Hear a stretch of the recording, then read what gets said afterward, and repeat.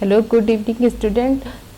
Welcome to ICANN 2020. Here we discuss the Hindu और Indian express editorial. आज 7 अगस्त है, तो हम देखते हैं कि आज हमारे द हिंदू में कौन से इम्पोर्टेंट आर्टिकल हैं। पहला इम्पोर्टेंट आर्टिकल है the straying into troubled waters.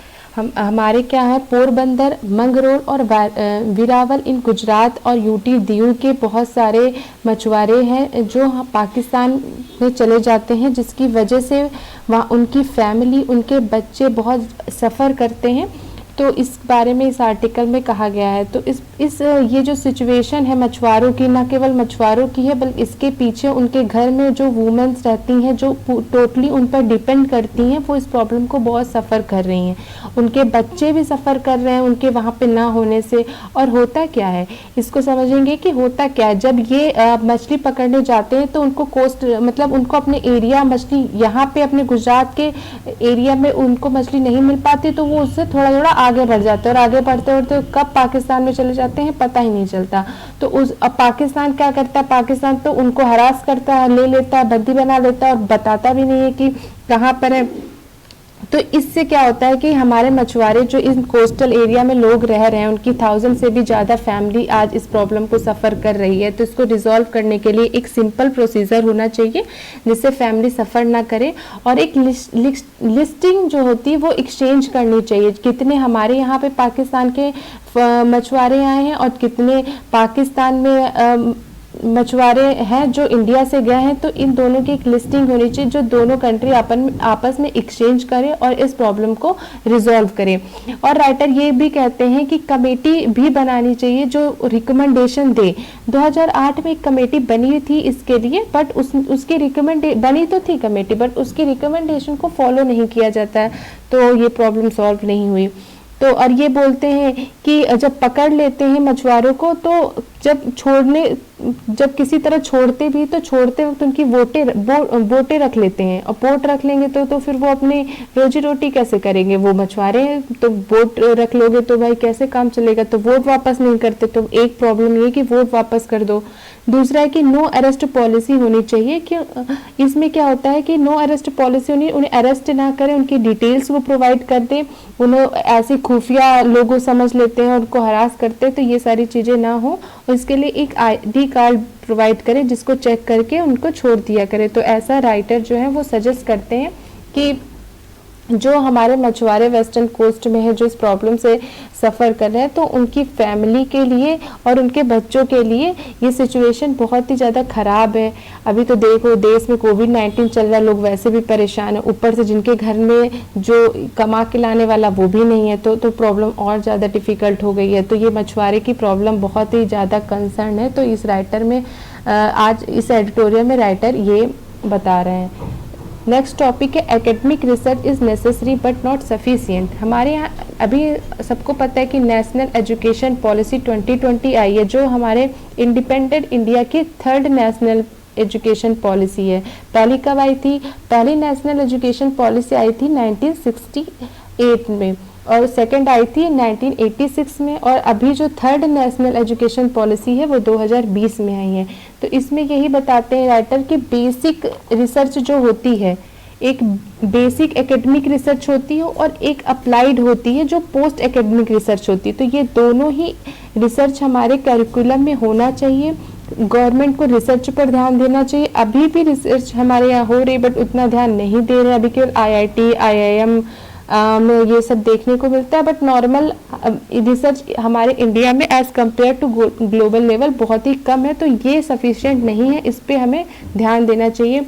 तो एकेडमिक बेसिक रिसर्च में क्या होता है कि उसमें एकेडमिक कैरिकुलम के बारे में रिसर्च करवाई जाती है। जैसे न्यूटन का लॉ है, तो न्यूटन के लॉ को ही और एक्सपेंड करने की बात करेंगे, उसे ही और डिस्क्राइब करेंगे, उसका यूज़ कैसे कर सकते हैं, बस इस पे फोकस रहेगा। बट अप्लाइड रिसर्च जो होता है वो पोस्ट एकेडमिक रिसर्च कहा जाता है, जिसमें क्या होता है कि प्रैक्टिकल प्रॉब्लम को रिजॉल्व किया जाता है। उसमें प्रोडक्ट कैसे बनाया जाता है, कैसे टेक्नोलॉजी पर रिसर्च करना है, तो इस पे बात की जाती है। तो यहाँ पे ये कहा जा रहा है कि हमें जो है दोनों पे फोकस करना चाहिए, जो हमारी एकेडमिक है और जो हमारी नॉन एकेडमिक है, दोनों पे। इसमें लिखा academic research and post academic research, दोनों पे जो है हमें कन्वर्ज करके फोकस करना चाहिए, तभी हमारी जो एजुकेशन है उसमें रिसर्च बढ़ेगी, तो हमारी जो रैंकिंग है ग्लोबल लेवल पे वो भी इम्प्रूव होगी। तो रिसर्च पे फोकस करने के लिए राइटर इस एडिटोरियल में बताते हैं, और ये भी बताते हैं कि एक नेशनल रिसर्च फाउंडेशन इस्टेब्लिश करना चाहिए। उसको इस्टेब्लिश करने के लिए इंसेंटिवाइज लेने चाहिए, लोगों को मोटिव करो, ठीक है, कि नेशनल रिसर्च फाउंडेशन होगा तो उस पर फंडिंग जाएगा, अलग से बन जाएगी बॉडी तो उस पर काम होगा। तो नेशनल रिसर्च फाउंडेशन की ज़रूरत पर भी फोकस करते हैं। और यहाँ पे राइटर कहते हैं कि सेंट्रल और स्टेट दोनों का कंट्रीब्यूशन होना चाहिए। ये नहीं कि केवल सेंट्रल फोकस करे और स्टेट फोकस नहीं करेंगे तो ये काम नहीं हो पाएगा। तो सेंट्रल और स्टेट दोनों के कन्वर्जन से ही हमारे जो भी स्कूल्स, कॉलेज और हायर एजुकेशन एकेडमिक लेवल है, पोस्ट ग्रेजुएशन लेवल पे रिसर्च को बढ़ाया जा सके, जो बहुत ही बेनिफिशियल है rather than the without research वाली जो हमारी ट्रेडिशनल एजुकेशन थी। तो इस पे फोकस करने के लिए बहुत ही ज़्यादा एम्फेसाइज किया जा रहा है। तो both AR and PAR generate knowledge, यहाँ पे AR का मतलब एकेडमिक रिसर्च से है और PAR का मतलब क्या है, post academic research. Generate knowledge which is necessary for national development, दोनों की जो नॉलेज है वो नेसेसरी है नेशनल डेवलपमेंट के लिए। When examined from the perspective of national development, pursuit of the AR alone while necessary is not sufficient. केवल academic research को आप इन्हेंस करके आप अपने नेशनल डेवलप नहीं कर सकते, राष्ट्र को बिल्ड नहीं कर सकते, इसलिए दोनों को साथ में लाने की ज़रूरत है।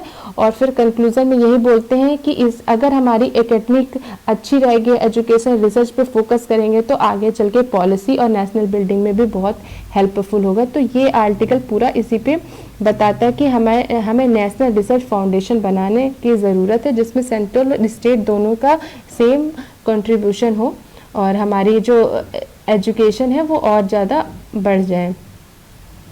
नेक्स्ट जो टॉपिक है प्रेसिडेंशियली सिस्टम एंड पार्लियामेंट्री सिस्टम।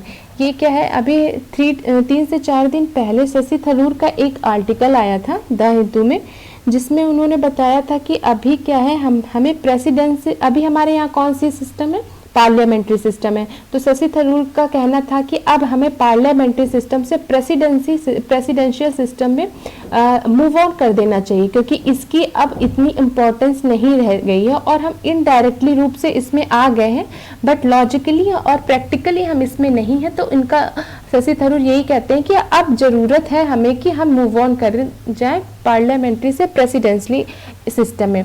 पहले हमें ये पता होना चाहिए कि पार्लियामेंट्री सिस्टम क्या होता है। पार्लियामेंट्री सिस्टम हमने यूके से लिया है और प्रेसिडेंशियली सिस्टम हमारा यूएसए का है।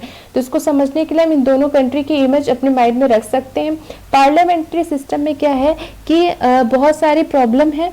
जब हमारा देश आज़ाद हुआ था तो हमारी जितनी भी सर्कमस्टांसेस थी वो ब्रिटिशर्स से मिलती जुलती थी, इस वजह से हमने पार्लियामेंट्री सिस्टम को अडॉप्ट किया और अभी भी हमारे देश में पार्लियामेंट्री सिस्टम ही चल रही है। जो इसके फेवर में बोलते हैं वो ये बोलते हैं कि पार्लियामेंट्री सिस्टम की वजह से ही हमारे देश में लोगों के बीच एकजुटता बनी हुई है और आज 75 साल हो गए हैं फिर भी कोई प्रॉब्लम नहीं आई है।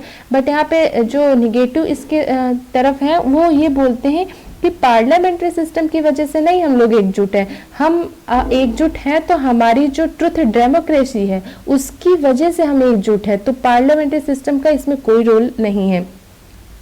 होता क्या है पार्लियामेंट्री सिस्टम में, उसकी चेंज करने की ज़रूरत है। इसके लिए बोलते हैं शशि थरूर कि इसमें बहुत ज़्यादा इनस्टेबिलिटी है और इसमें जो है मेजॉरिटी वाला इशू भी बहुत रहता है। अभी आपने देखा होगा राजस्थान में जो चल रहा है उसकी वजह से, जैसे 100 सीटें आप मिलनी है लेकिन आपने 100 की जगह 102 आपको मिल गई हैं सीटें, तो आपकी पार्टी तो बन गई है। बट अगर से उसमें 10 MP जो है वो छोड़ के चले जाएंगे फिर क्या होगा, आपकी तो सरकार गिर गई ना। तो इस तरह क्या होगा, आप सरकार बचाने पे ही सारा फोकस करेंगे, गवर्नेंस पर तो फोकस ही नहीं रहेगा। इसलिए ये कमी बताई जाती है पार्लियामेंट्री सिस्टम की। इसी तरह ये होता है कि जब भी हम MP को चुनते हैं तो हमारे जो माइंड में होते हैं, जो लोकल लेवल पे अगर कोई इलेक्शन हो रहा है तो हम उसे ध्यान ना दे करके जो नेशनल उसका फेस है, जैसे प्रधानमंत्री मोदी है तो उनके नाम पे ही लोकल लेवल पे, स्टेट लेवल पे हर जगह इलेक्शन होता है और उसी हिसाब से वोट जो जनता होती है वो देती है। वो अगर एमपी को चुनती है तो वो ये नहीं समझती कि वो कानून बना पाएगा या नहीं, ठीक है, वो उसको इम्प्लीमेंट कर पाएगा या नहीं, वो चीज़ों को समझेगा नहीं, बस एक चेहरा होता है उस पर फोकस किया जाता है। यानी कि इंडिविजुअल जो होते हैं उनकी इम्पोर्टेंस कम हो रही है इससे। और ये जो है इस तरह से तो इंडिविजुअल की इम्पोर्टेंस कम हो रही है। वाइस वर्सा यही सेम चीज़ है, जब कभी हम लोकल लेवल के इलेक्शन में किसी फेस को ज़्यादा जानते हैं तो हम उसको इलेक्ट कर लेती है जनता। तो ये वाइस वर्सा दोनों प्रॉब्लम है। तो इसी वजह से बोला जाता है कि पार्लियामेंट्री सिस्टम में इंडिविजुअल पे फोकस नहीं होता है, और ये जो है इसकी बहुत बड़ी कमी है। तो इसलिए हमें प्रेसिडेंशियल सिस्टम पे जाना चाहिए। ब्रिटेन में होता क्या है, जो पॉलिटिकल पार्टी होती है उनकी एक क्लियर आइडियोलॉजी होती है, सत्ता के लिए आइडियोलॉजी वो नहीं छोड़ते। और हमारे यहाँ तो सत्ता के लिए तो आइडियोलॉजी क्या, हम कुछ भी छोड़ देते हैं, ठीक है। तो वहाँ की एक क्लियर आइडियोलॉजी है, इस वजह से वहाँ पे पार्लियामेंट्री सिस्टम सही से काम कर रही है। यहाँ पे क्या होता है, एक दूसरे के खिलाफ ही मतलब आरोप लगाते हैं हमारे यहाँ, और बाद में जब पार्टी जीत जाती है तो जो एक दूसरे के खिलाफ आरोप लगा रहे थे वो ही दोनों मिलके एक पार्टी बना लेते हैं, एक हो जाते हैं। ये तो बहुत एग्जाम्पल देखने को मिला है। जैसे आपकी ये दो पार्टी कोई भी ले लीजिए, बीजेपी और कांग्रेस बीजेपी, तो नहीं हो जाएगा, बहुत ज्यादा कॉन्ट्रडिक्शन हो जाएगा। अगर दो छोटी पार्टी हैं, जैसे मायावती की पार्टी हो गई और अखिलेश की पार्टी हो गई, इन दोनों ने इलेक्शन लड़ा, इलेक्शन के पहले दोनों अपोज कर रहे थे, और उसके बाद क्या हुआ, इलेक्शन जब जीत गए या फिर उनके पास वोट कम है और अपनी पार्टी बनानी है अगेंस्ट द बीजेपी, तो वो एक साथ हो जाते। तब ये नहीं देखते कि अरे इनका तो दोनों का जो एम था वो दोनों का फुलफिलमेंट डेवलपमेंट करने के एरिया अलग अलग थे। अभी ये दोनों क्या एक ही पे काम कर रहे, पहले एक दूसरे की पॉलिसी को लेकर अपोज कर रहे और अभी क्या कर रहे हैं, एक दूसरे के साथ हो गए। तो ये कहाँ की अच्छाई भैया। तो इसीलिए बोलते हैं शशि थरूर कि पार्लियामेंट्री सिस्टम से अब हमें वो टाइम आ गया है कि हम प्रेसिडेंशियल सिस्टम की तरफ मूव कर जाएं। तो इस पे फोकस किए जाने की ज़रूरत है। और हमारे जैसे प्रधानमंत्री है तो उनको मिनिस्टर चॉइस करने में भी बहुत ही ज़्यादा डिफिकल्टी होती है, क्योंकि कम होते हैं इस वजह से, और रिप्रेजेंटेटिव सही ढंग से अपनी आवाज़ नहीं उठा पाते। कैसे, जैसे बीजेपी ने विप जारी कर दिया कि आपको इस पे वोट देना ही देना है, और जो भी एमपी हैं उनको वो पॉलिसी या फिर वो जो बिल आया है वो उनको नहीं पसंद है, तो लेकिन विप जारी हो गया है तो उन्हें वोट देना ही देना है। अगर वोट नहीं देंगे तो क्या होगा, वोट नहीं देंगे तो एंटी डिफेक्शन लॉ के तहत क्या हो जाएगा, उनकी मेंबरशिप खतरे में आ जाएगी। तो वो मतलब इंडिविजुअल तो इम्पोर्टेंस रख ही नहीं पा रहा। अगर उस कानून में तो वो इनडायरेक्टली बना ही नहीं रहे ना, सरकार के पास कानून बना के कौन देता है, ब्यूरोक्रेट देते हैं। तो इस तरह तो अगर विप जारी होगा तो हमें वो मानना ही मानना है। तो जो ट्रू डेमोक्रेटिक है वो सभी एमपी, ट्रू डेमोक्रेटिक तो यही हुआ ना कि सभी एमपी बिना डर के कानून पास करवाए, बिना डर के अपने वोट दें। तो इस वजह से ये जो है ये इसका एक फ्लॉबैक है कि मतलब पार्लियामेंट्री सिस्टम में ऐसा होता है, लोग अपनी इंडिविजुअल की पावर नहीं रख पाते, एक दूसरे की मतलब जो कहें बस वही फॉलो करना है, उन्हीं के पीछे चलना है। तो और अपोजिशन को भी पता है कि मतलब जो सामने पार्टी उसकी मेजोरिटी है, बिल तो पास होगा ही होगा, तो कितना भी कुछ कर लो तो वो भी कुछ करते नहीं है, वो भी उसके लिए आवाज नहीं उठाते हैं। वो भी क्या करते हैं, वो क्या करते हैं कि बस स्पीकर के सामने हो हल्ला मचाएंगे जिससे मीडिया में उनकी फोटो आ जाए, और अकाउंटेबिलिटी फिक्स नहीं करते हैं। जो ये है वो ये पार्लियामेंट्री सिस्टम में ऐसा नुकसान है, ऐसा शशि थरूर कहते हैं।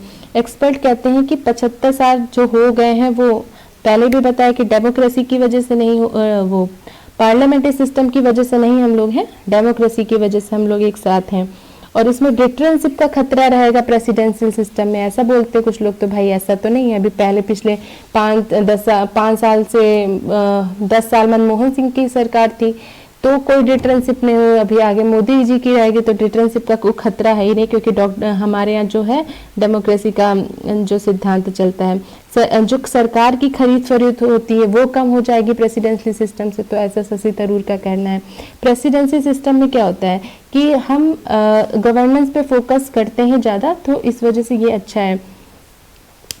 तो और क्या होता है कि स्टेट पर भी जो अलग अलग लोग होते हैं, जैसे सीएम है, वो भी लॉन्ग टर्म का विजन बना पाएंगे अपना, ठीक है, तो उनकी पार्टी जो है वो हटा नहीं दी जाएगी। अगर प्रेसिडेंशियल सिस्टम रहेगी तो उनका टेन्योर जो होगा वो फिक्स होगा।